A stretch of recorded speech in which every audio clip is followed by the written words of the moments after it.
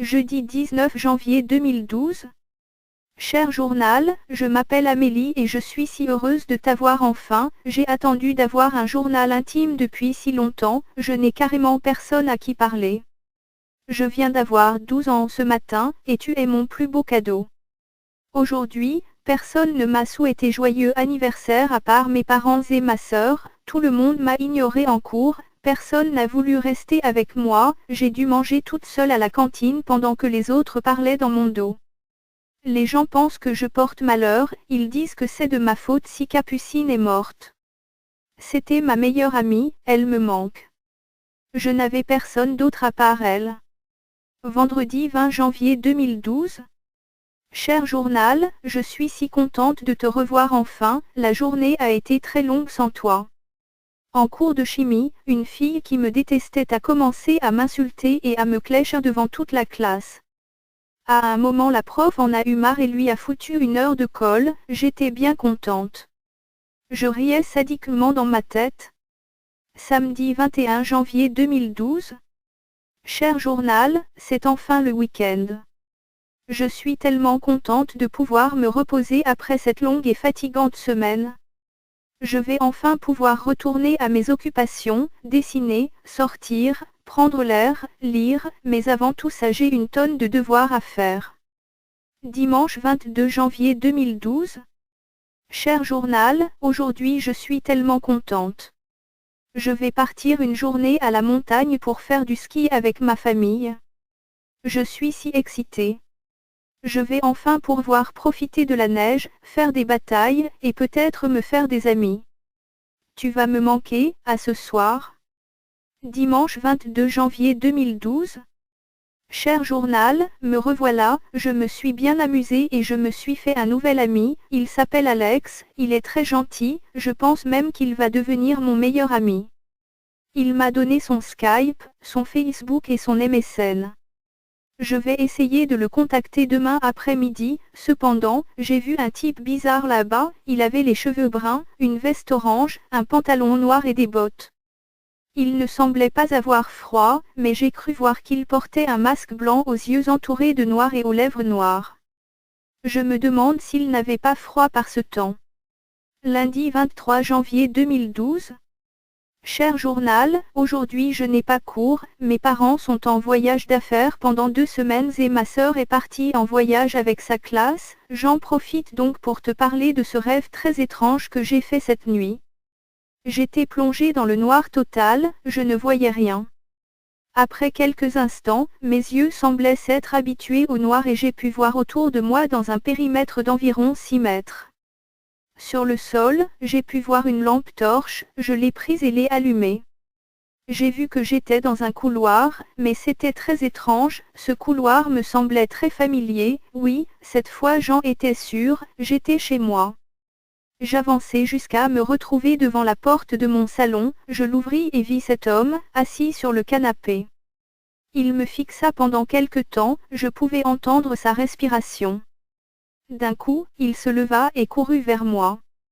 Je me mis à courir vers la cuisine, et là, il me fit un croche-patte et je tombai violemment sur le sol, je ressentis une violente douleur sur le tibia gauche et je n'arrivais plus à me lever.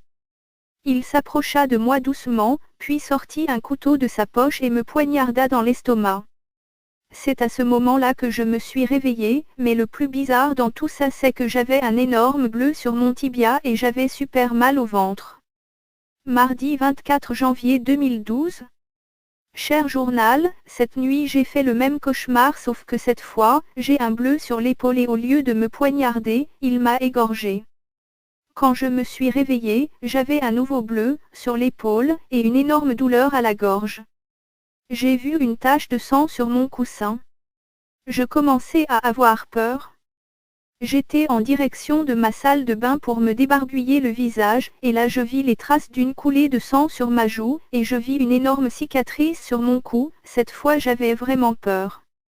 Après m'être habillée, j'ai préparé mes affaires et j'ai pris mon petit déjeuner, puis je me suis mise en route vers le collège. Je n'avais vraiment pas envie d'y aller. Cette journée fut vraiment longue. Comme d'habitude, je me suis retrouvée dans la solitude toute la journée et comme d'habitude, cette fille m'a encore foutu la honte et s'est ramassé une heure de colle. Mercredi 25 janvier 2012. Cher journal, cette fois, c'en est trop. J'ai refait le même cauchemar, mais cette fois c'était plus viol, beaucoup plus, et surtout beaucoup plus étrange.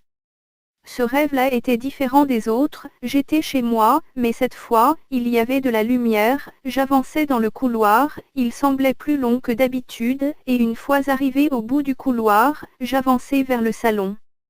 À ma grande surprise, il n'y avait personne. Les meubles semblaient avoir été déplacés, il y avait des taches de sang sur le sol. Je me dirigeais vers la fenêtre, la maison était en plein milieu d'une forêt sombre et brumeuse. Je descendis les escaliers pour arriver devant la porte d'entrée, elle était ouverte. Je sortis dehors, tout avait changé, il n'y avait plus de forêt mais une simple mine. Je me retournai et la maison avait disparu. Je vis une lampe torche sur le sol et la pris. Je descendis l'escalier qui était devant moi pour arriver devant une porte de métal, elle était à moitié ouverte. Je rentrai à l'intérieur et vis du sang sur le sol, sur les murs, il y en avait partout. Dans un coin sombre, je pus voir une silhouette sombre, c'était cet homme. Il s'avança doucement vers moi, couteau à la main, prêt à attaquer. Je reculai doucement vers la porte. Je faisais tout pour l'ouvrir, mais elle ne voulait pas. J'étais coincé. Il s'avança vers moi de plus en plus rapidement. J'étais tétanisé, je ne pouvais plus bouger. Il arriva enfin en face de moi, il me fixait. Je pouvais l'entendre rigoler sadiquement derrière son masque. Il prit mon bras et fit une énorme entaille. Mais je repris mes esprits et lui donnai un coup de poing dans le visage. Il me rattrapa et commença à me tabasser, il me fit un œil au beurre noir, une dizaine de bleus et me cassa le nez, puis il sortit son couteau et m'éventra. Quand je me suis réveillée, je saignais du nez, j'arrivais à peine à bouger, j'avais une énorme entaille sur mon bras, et surtout, cette douleur atroce, mon ventre me faisait souffrir. J'ai appelé cet homme Meeski, à cause de son masque. Jeudi 26 janvier 2012. Cher journal, désolé de te déranger si tard mais je n'arrive pas à dormir, mais j'ai l'impression que l'on m'observe, j'entends des bruits de pas dans la maison, j'ai peur, je ne sais pas si je deviens folle. Je vais essayer de dormir, à demain. Vendredi 27 janvier 2012. Cher journal, cette nuit, rien d'anormal, pas de cauchemar, rien. Mais ces temps-ci j'ai l'impression qu'on m'observe. Je pense que je vais placer une caméra dans ma chambre cette nuit, pour voir ce qu'il se passe. Je vais prendre l'air pour me changer les idées, à plus tard mon cher journal. Me revoilà, j'ai eu super peur tout à l'heure, alors voilà ce qu'il s'est passé, je marchais tranquillement dans la rue quand je vis un chemin entre deux immeubles. Il était sombre, je savais que je ne devais pas y aller, mais ma curiosité a pris le dessus. J'avançais vers ce fameux chemin, il y avait une odeur nauséabonde, comme une odeur de rat mort, c'était horrible. À peu près 5 mètres de moi, je pus voir une silhouette sombre s'avancer vers moi, c'était lui. Dès que je commençais à courir vers la rue, il se mit à me poursuivre. J'étais en train de pleurer, je faillis trébucher plusieurs fois mais je pus enfin sortir d'ici. J'étais toujours en train de courir quand je vis qu'il avait disparu. Je continuais de courir jusqu'à chez moi de peur qu'il ne me fasse une embuscade. J'étais enfin arrivé chez moi, je fermai la porte à double tour, fermai toutes les fenêtres et mis les rideaux. Je me suis enfermé. Me revoilà mon cher journal, je suis encore désolé de te déranger si tard mais j'ai peur, j'entends des pas, je viens d'entendre un verre se briser, il est là. Mais ce qui est là, je l'entends arriver, il est derrière la porte, il essaie de la défoncer. C'est la fin. Flash info, une jeune fille de 12 ans a été assassinée dans sa maison hier soir. Sa famille qui était en voyage l'a retrouvée ce matin même, éventrée, couverte de bleus et de blessures. La police a retrouvé son journal intime et il semblerait que tout y soit expliqué.